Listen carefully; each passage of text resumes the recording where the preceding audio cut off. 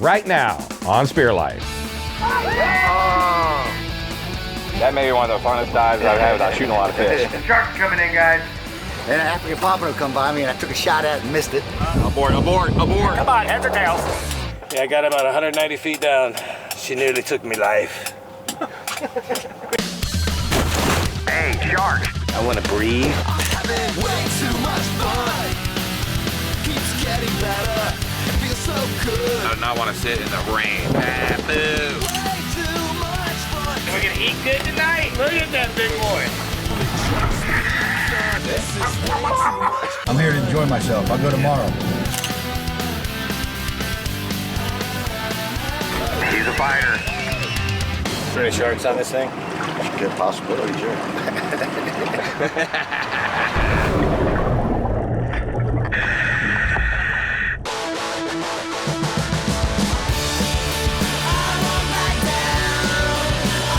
The guys and myself have traveled to the Magnolia State, otherwise known as Mississippi. We are teaming up with local spearfishing guide Jerry Atkinson and Scott Stanley, the captain of the Trash Panda. We are all really excited to be diving in a new location. There are tons of great wrecks to dive in this part of the Gulf of Mexico, but we also get to do something unique on this trip. We get to dive offshore oil rigs, something we've wanted to do for years. So once we arrived in Mississippi, we didn't waste any time getting on the boat and running out to our first dive of the trip. All right, Scott, did you check on the triple tail? The triple tail, we can shoot triple tail. Really? So maybe cobia, definitely mangroves, AJs on this wreck. Yeah. Perfect. You said it's about an hour run out. Yeah, it's to the wreck. about 35 miles from the pass.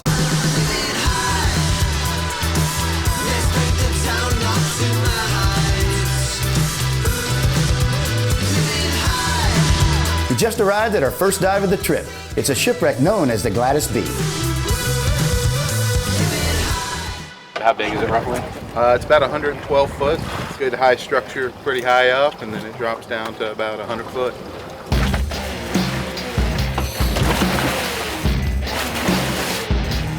The Gladys B is a tugboat that was built in 1937. Steiner Shipyard donated the tug to the Alabama Marine Resources Artificial Reef Program. Artificial reefs have been growing in popularity over the years. Organizations and governments have been dropping all sorts of structures into the ocean to act as reefs. Old ships, subway cars, and even military tanks have been used as artificial reefs. When done correctly, these artificial structures enhance fish habitat, increase total fish biomass, facilitate reef-related research, and of course, provide awesome destinations for scuba divers and spear fishermen like us.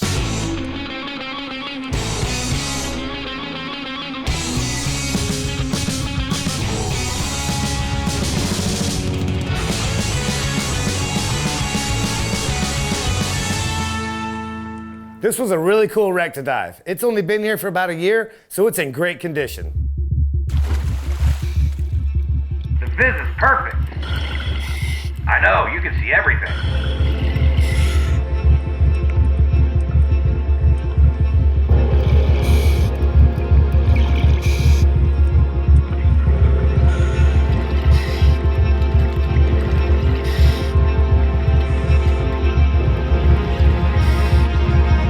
This wreck is loaded with fish. You guys see any shooters? There's some pretty good AJs, but I haven't seen a shooter yet.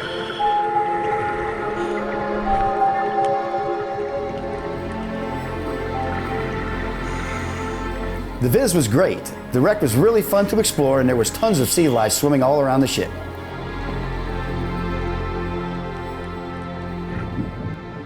You can't ask for a much better dive than that. We may not have shot any fish, but who cares? That was awesome. The guys are taking us to our second dive location. It was fun exploring that wreck, but now it's time to fill the coolers. Our cameraman Cortland joined us on the dive, and while we were searching for shooters, Cortland came across a very unusual looking fish.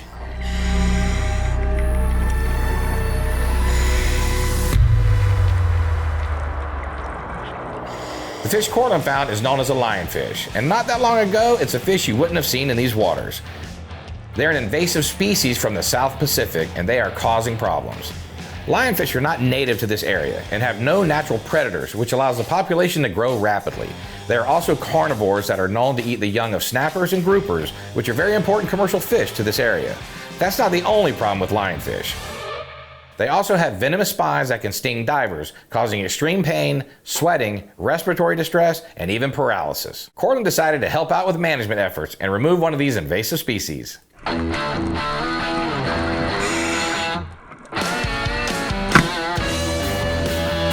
a crazy looking fish. What is it? Cortland handed me that lionfish, but no one warned me about the venomous spines that cause extreme pain. Not cool, guys. Yeah,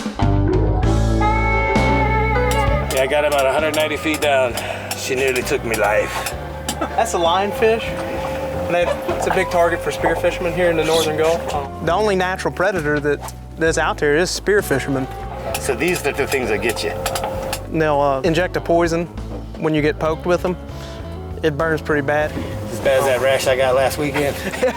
Now, I don't know where that one came from. It could be. It burned. While Kobe was busy playing with that lionfish, Gary was underwater doing typical Gary things. Shake, shake, shake it till you make it, baby. Shake, shake, I'm losing my mind. I got one barracuda, and I thought, why not make it two? So since we were in shallow water, I swam back to the boat, grabbed my other gun, and shot my second barracuda.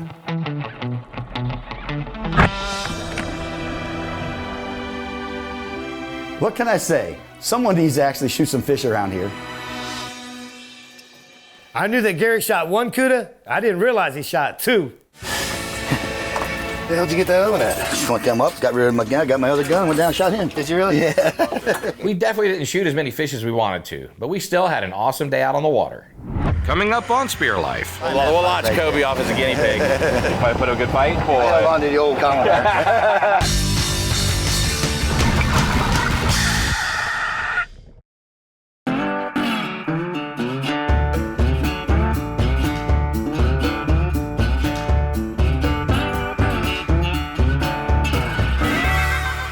We can go out there and jam on the rigs today, which obviously the oil rigs is something we wanted to do specifically, you know, being here, because it's something we haven't done. Thinking the deeper stuff will be clear. Yeah, that's what's good with the oil rigs, because we don't have to worry about going to the bottom like on a wreck. I'll guard the 20-foot area.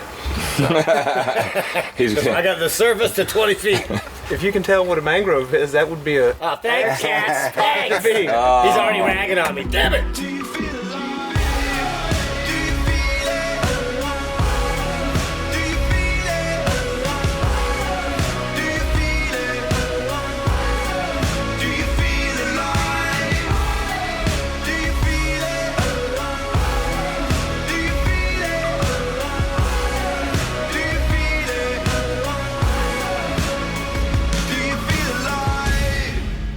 Coming to Mississippi to spearfish, we knew we definitely wanted to hit up some oil rigs that we've heard so much about. So for the first dive of the day, we're going to do just that. The western and central Gulf of Mexico is one of the major petroleum producing regions of the United States.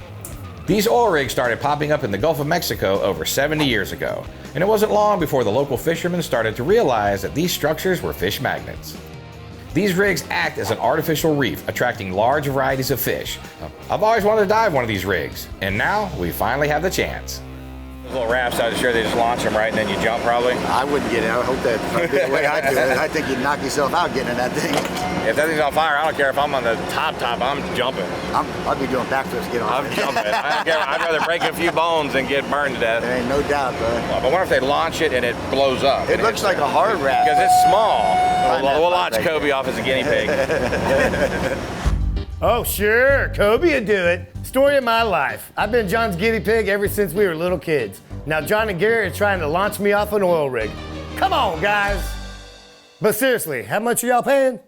I'll do it for the right price. I think we're gonna stick to diving under this rig instead of jumping off it. I've been spearfishing for a long time, and I've dove countless wrecks, reefs, and even some towers. But this will be my first time diving an oil rig.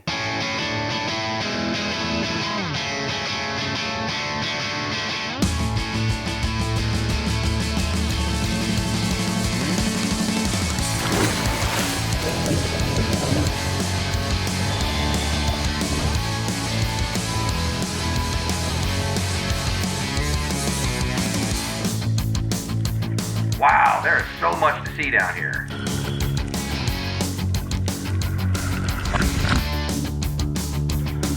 Way to go, Garrett.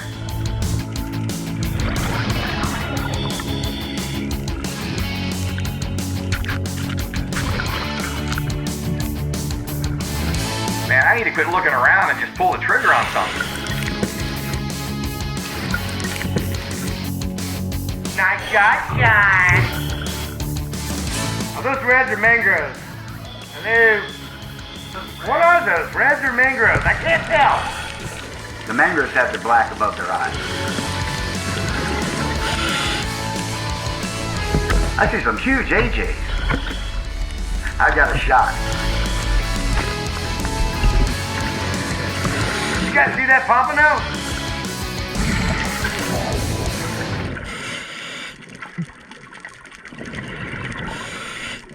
Sharks coming in, guys.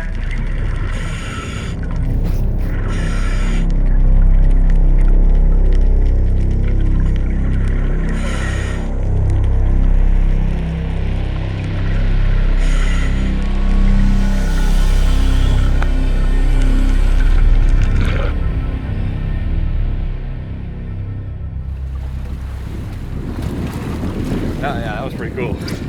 I mean, it took a dive to kind of get the swing of it. That was my first time spearfishing an oil rig, and after just one dive, I think it's safe to say I'm hooked. Oh, did you put a good fight? Yeah. Oh boy. I held on to the old column. Did you? Yep. I just held on to the column and put my gun on the side and let him pull on the gun.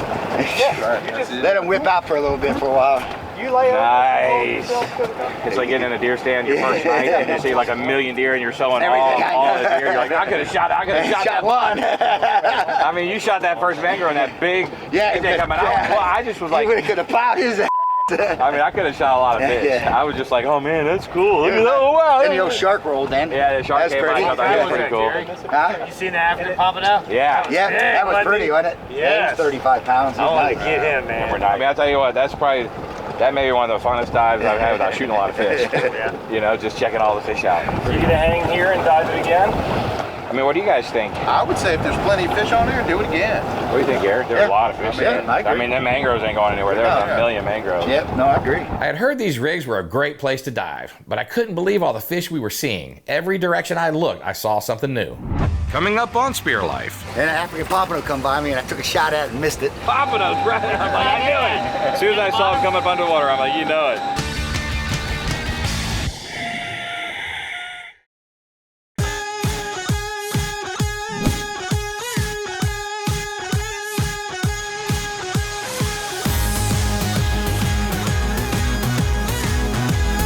We are in Mississippi, spearfishing under an oil rig in the Gulf of Mexico. Our first dive of the day was incredible. There were fish everywhere, and Gary landed a great amberjack. Nice. This spot is so good that we decided to stay put and dive it again. However, before we dive, we need to give Kobe a little lesson in fish identification. I need a spotter. Hey, there's no redfish. Those are all just mangroves. Those are all mangroves. All the and chubs. And I'm like, that's a red, that's a red, that's a red, that's a red, that's a red. There were some big I mangroves. was looking for the black spot on the head, dude. None of them got it. Yeah, they do. You just gotta look at it right here. Don't judge me. John and Gary have been doing this for decades. I'm a rookie. See, you got this dark area right in here. Right here, see them? They're a darker color underwater. Yeah, you got that dark color right here. Snapper's gonna look a little lighter. In Kobe's defense, they do look pretty similar. Well, kinda. I mean, they're both fish. There was no red snapper there. Okay, good. Now, Well, too, if Jerry wants to go with you, yeah. just help him shoot some that'd fish. help me a lot. I'm really glad our guy Jerry is going to dive with me to help me identify the correct fish.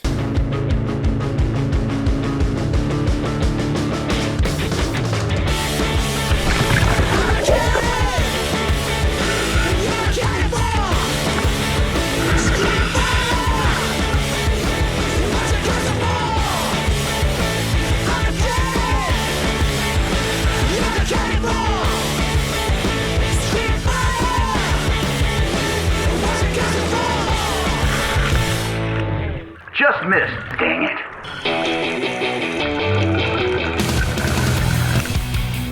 Nice shot, John.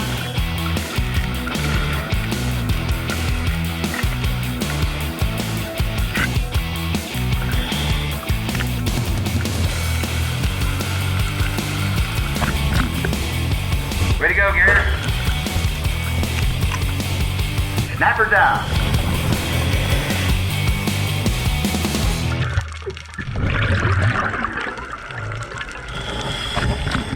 We're eating good tonight.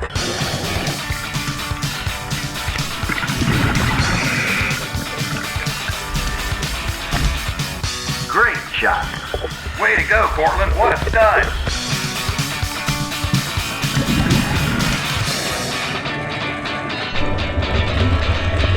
Got that African pompano that stuff far away. And an African pompano come by me and I took a shot at it and missed it. Was he too far out? Yep. We shot some nice fish, but it was our cameraman, Cortland, who got the catch of the day. Gotta go shoot his pompanos, right? I'm like, I knew it. As soon as I saw him come up underwater, I'm like, you know it. Cortland is a great spear fisherman. Those African pompanos are beautiful fish. I'm gonna ask him for some tips because that fish is on my bucket list. They like to get out in the open. You gotta get out there and sit there. If you're hunting African pompano, you gotta hunt African pompano. You can't be shooting snapper and be up in the rig. You gotta be out there just sitting there. You feel kind of stupid for a while.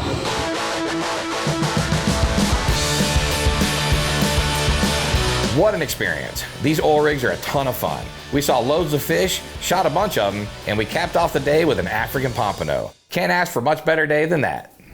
Coming up. Aboard, aboard, aboard. Aboard! Should we jump in and get some coming out of the water footage?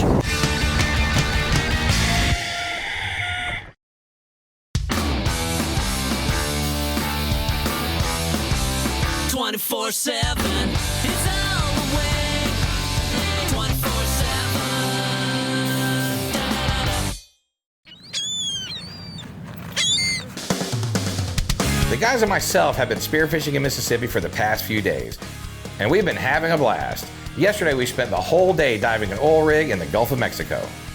Today our guides Jerry and Scott are taking us offshore to dive some shipwrecks. One sank recently in 18, one in 13. They're two substantially sized ships.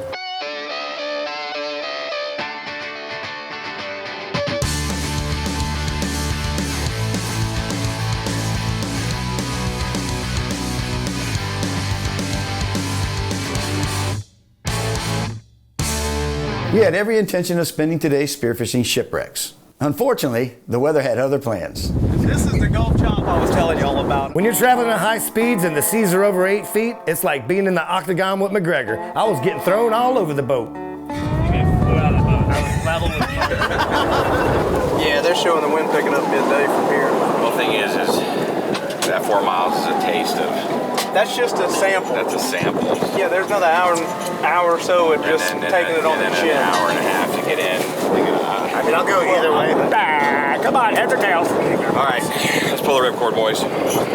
Aboard, aboard, aboard. Aboard! All right, well, digging through the chart here, it looks like there's artificial structure that they put out called Versailles Playground that we can run to on the way in. Poseidon's Playground is an artificial reef a few miles off the coast. It is only 40 foot deep and it was designed to give new scuba divers a place where they can start diving. It is composed of a variety of Greek mythological statues, as well as a few other pieces of structure.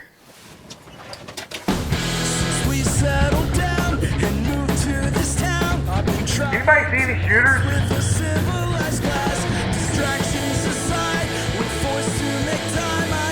Guys, they need a statue of me down here. It's just a conflict of interest inside of my head. I swear I'm not usually so easily let it go. I'm trying my best to make friends who don't sing, but it's so hard to socialize without a drink. Yeah, triggerfish everywhere. Hey, we got to dive in today. Sure did.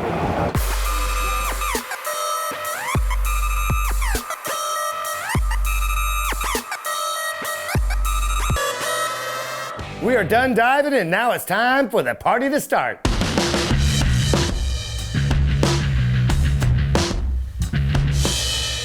We decided to hit up a few beaches and bars on the way back in. And at one of the beaches, Kobe found himself in a little bit of a competition. All right, go ahead.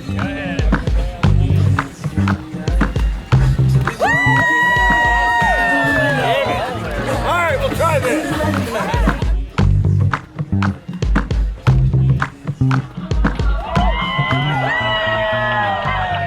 Everybody mocks me because I can't identify every single fish in the ocean. Well, I'd like to see John and Gary do that. Go ahead, I'll wait. We had a great time hanging at the beach, but eventually it was time to head back in. We've been spearfishing for quite a few days now, and it's time for the best part of the trip. Chef Gary is gonna take all the fish we caught and prepare an awesome meal. Not only do we have a bunch of great fish to eat, but we also put out some crab traps this morning. And now it looks like crab is on the menu. Gary's cooking fish, we caught some fresh crabs in our captain's traps, and our guy Jerry is searing some ribeyes on the grill.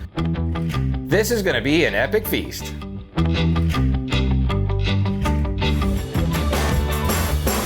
I have one of the crabs. You got crabs? I've been having for 18 years, I think. We got what we needed, we had fun, and we all made it out alive. We dove the oil rigs. Yeah. We finally have done it. Our first Mississippi spearfishing adventure is one we won't soon forget. Spearfishing under an oil rig was one of the coolest dives we've ever done. I still can't believe the amount of sea life we encountered. We may be far from home, and we may be diving unique structures we've never explored before, but we are still just three friends, making memories, having fun, and living the spear life.